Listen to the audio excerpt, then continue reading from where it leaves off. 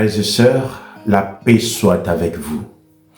Nous célébrons aujourd'hui la fête du Christ roi de l'univers. Comme vous le savez, cette fête vient clôturer l'année liturgique. Et cette année, c'était l'année liturgique C. C'était l'année liturgique où nous avons lu l'évangile de Luc en continuité. Cette fête nous invite à célébrer la royauté du Christ. Mais cette royauté, elle est différente des autres royautés de ce monde. Il est le roi, mais différent des autres rois puissants de ce monde.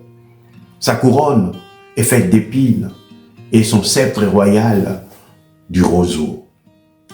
Frères et sœurs, la royauté du Christ que nous célébrons aujourd'hui n'est que l'épanouissement de ce que l'ange Gabriel avait déjà dit à Marie lors de l'annonciation. Tu enfanteras un fils, et il régnera sur le trône de son père David, et son règne n'aura pas de fin. Et ces règnes, c'est des règnes d'amour, de paix et de justice, comme nous les chantons dans les octètes la nuit de la Vigile pascale. Ce roi vient transformer, vient révolutionner la réalité du pouvoir pour que ça soit service.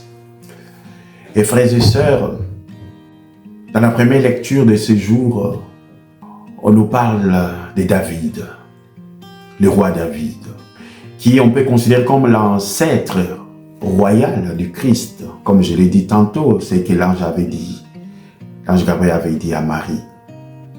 Vous savez, frères et sœurs, le peuple juif, pendant trop longtemps, ne voulait pas avoir un roi parce qu'il se disait Dieu est l'unique roi. Mais de temps en temps, ils se choisissaient des chefs pour des campagnes de guerre et ainsi de suite. On les appelait les juges. Mais après, ils ont eu besoin, en voyant les autres peuples environnants avoir des rois humains, ils ont demandé un roi. Et Dieu va demander à Samuel de donner l'onction roi, c'est le roi Saoul. Mais quelque temps après, ce roi a démérité aux yeux de Dieu. Il sera remplacé par David, comme nous dit la première lecture de ce jour.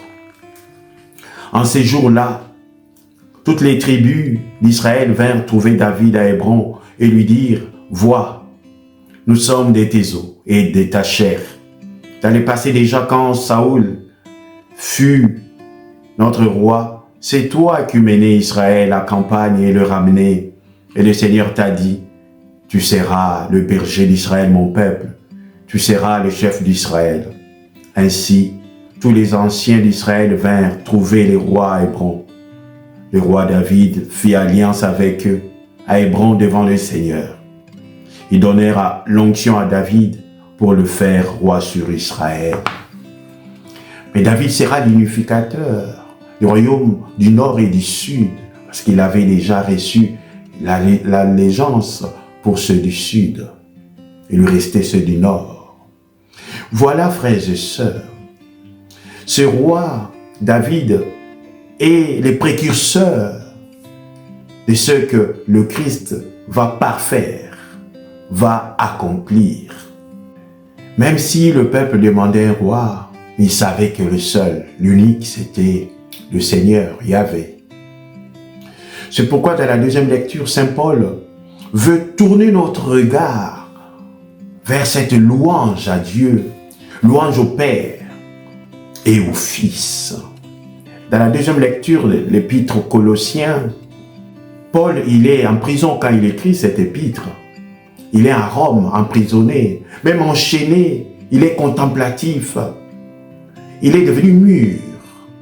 C'est pourquoi l'épître aux Colossiens, on verra plus tard aussi aux Éphésiens, c'est la même époque, entre l'an 61 et 63. Les deux épîtres sont très riches dans la manière de, je dirais, de méditer, de réfléchir autour du mystère même de la royauté, de la divinité et de la messianité du Christ. Et Saint Paul, aux Colossiens, s'adresse aussi aux païens qui viennent de se convertir. Il va leur montrer cette dimension du Christ auquel ils veulent s'attacher. Et il est dit, et nous y invite ardemment. Frères, rendez grâce à Dieu le Père, qui vous a rendu capable d'avoir part à l'héritage des saints dans la lumière, nous arrachant au pouvoir des ténèbres. Il nous a placés dans les royaumes de son Fils bien-aimé. En lui, nous avons la rédemption, le pardon des péchés. Oui, frères et sœurs. Saint Paul insiste aussi sur la dimension du rachat, c'est-à-dire la libération de l'esclave du péché.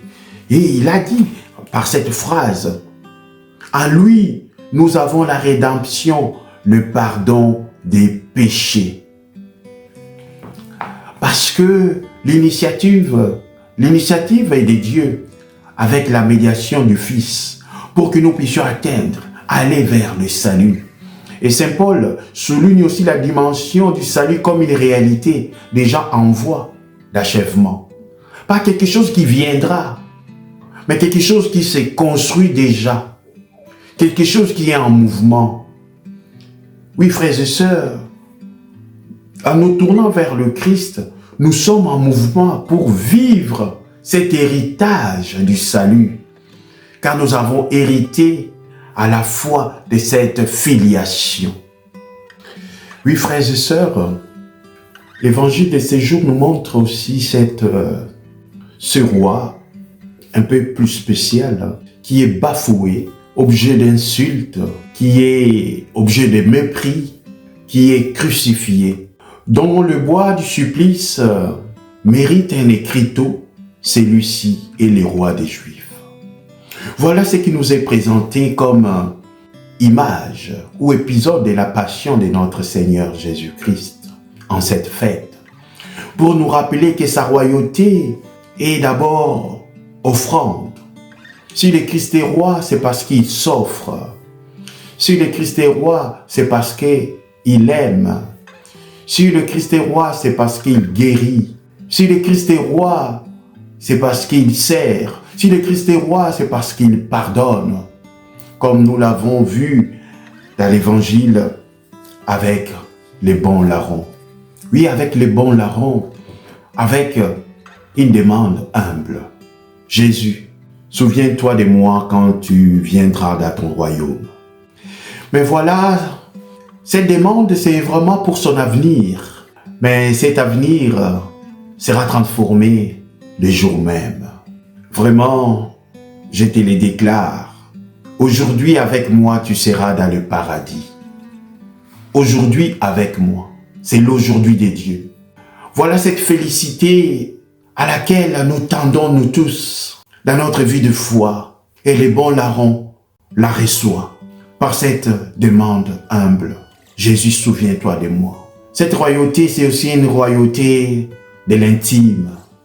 Le Seigneur vient à la hauteur de chacun de nous, s'abaisse, s'agenouille pour être à la même hauteur que nous. Voilà notre roi. Et à chacun de nous en ce jour, frères, sœurs, de dire, Jésus, souviens-toi de moi. Pas demain, mais aujourd'hui. Je te rends grâce, je te bénis, je t'exalte, Seigneur, car tu es là pour moi. Même si il m'arrive de penser que tu es absent parce que je traverse les échecs, les épreuves, les déceptions, les trahisons, les séparations. Je sais que tu m'étends toujours la main. Parfois, mes yeux sont remplis de larmes tellement que je ne vois pas cette main tendue. Tu es mon roi. Et tu me donnes aussi, Seigneur, à participer à cette royauté dès mon baptême.